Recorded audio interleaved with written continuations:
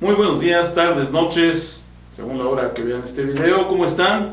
Una vez más, Democracia y yo, servidor Rafael Leonardo Santibáñez Langley, les saludamos en un capítulo más de Ciencia Ciudadana. ¿Quién no conoce o que no se acuerda de la frase que dice al pueblo pan y circo? Creo que todos la conocemos. Todos sabemos qué significa, que mientras el pueblo tenga el estómago razonablemente lleno y esté bien entretenido, bueno, pues será más fácil de gobernar, más dócil, no se fijará tanto en las acciones que lleven a cabo sus gobernantes.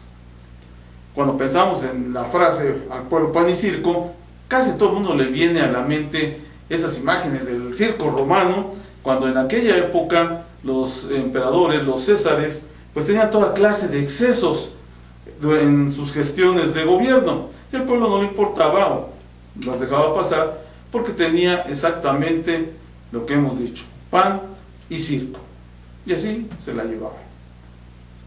A pesar de ser tan antigua, esa filosofía de gobierno, bueno, pues la realidad es que en la actualidad todavía tiene vigencia.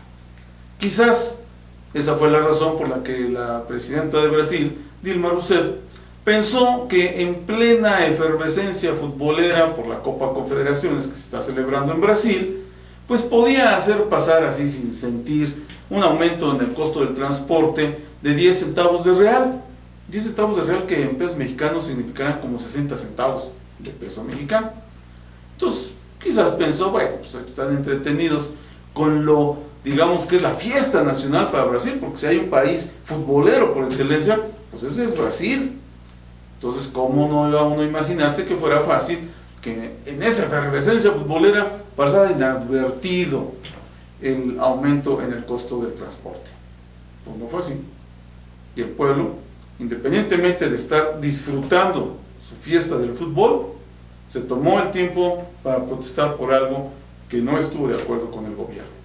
Y no se quedó ahí, porque de ese incremento al transporte se fue a protestar por cuentas pendientes que tiene el gobierno brasileño: la corrupción, los malos servicios de salud, de educación. Qué ejemplar actitud del pueblo brasileño, hay que señalarlo. Y qué diferencia con el nuestro, cuando incrementos importantes como por ejemplo el costo de la energía eléctrica. ¿No acaso nos dijo el gobierno cuando cerró la compañía de luz y fuerza del centro que lo hacía porque era ineficaz, inoperante, costosa? Se tomaba creo que 40,000 millones de pesos del presupuesto para aplicarlos a la compañía de luz y fuerza del centro, y entonces todos dijimos, qué bueno que ya quitaron a los chicos malos, y va a entrar una empresa de clase mundial, la Comisión Federal de Electricidad, por lo menos ellos así se anuncian, y todos estaban muy contentos. Resultado, pues según mis sondeos, andamos como que pagando el doble de lo que pagábamos por el servicio de energía eléctrica cuando estaban los chicos malos de la compañía de luz y fuerza del centro. Yo no he visto manifestaciones por ese incremento. Yo no he visto a nadie que salga a la calle a hacer plantones y marchas, y que vaya que aquí en México nos gusta hacerlo, porque tuvimos ese incremento. No lo hicimos.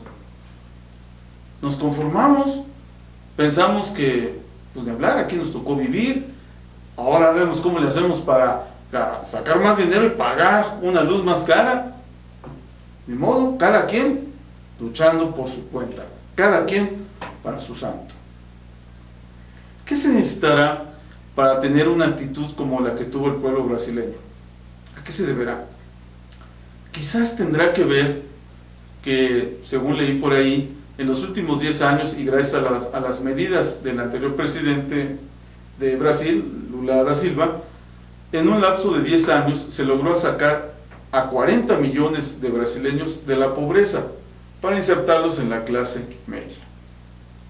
A mí se me hace lógico pensar que un ser humano, cuando ya no está viviendo en esa precariedad de la subsistencia, cuando ya tiene alimentado el cuerpo, el estómago, empieza a alimentar el alma, empieza a alimentar la conciencia, empieza a alimentar el espíritu, empieza a parecerse más a un ser humano. Y ese ser humano es más difícil de engañar. Ese ser humano es más difícil que le metan un gol cuando está celebrando. Eso es lo que yo creo que necesitamos. Luego entonces, antes que andar haciendo reformas que educativas y laborales y de telecomunicaciones, financieras, etcétera, lo primero que tenemos que hacer es sacar de la pobreza a esa gran masa de mexicanos. ¿O acaso el gobierno no lo quiere hacer simple y sencillamente porque quiere que sigamos siendo dóciles? Y porque estas reformas, cuyos resultados desde mi punto de vista seguirán siendo parciales, pues si acaso generan más riqueza, como dicen que lo harán, pues esta va a ser repartida inequitativamente como lo es hasta ahora. Entonces, ¿cuál es el beneficio para esa gran masa que hoy se debate en la pobreza? No, yo creo que no va por ahí, señor Enrique Peña Nieto. Esas reformas, si acaso tienen buenos resultados, serán limitados.